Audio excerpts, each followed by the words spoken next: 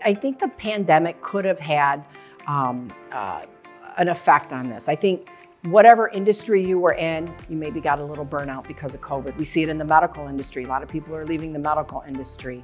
They're just burnt out. A lot of people in manufacturing, so they're leaving. So with that being said, we have to make things in manufacturing, take the mundaneness out, help people understand, for instance, Industry 4.0.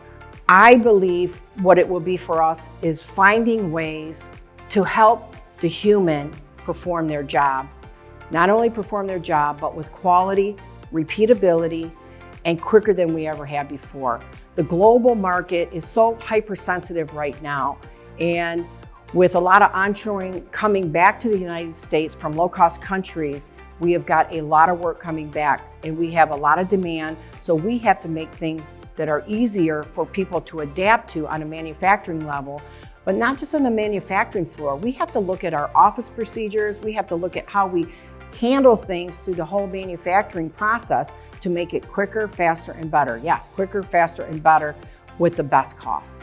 We have an initiative here that we're putting this on our strategic plan because we have to take people who haven't been in this industry and make it easier for them by standardizing not just what we do, but processes, procedures, and standardize these things so that it does make it easier for people to come in.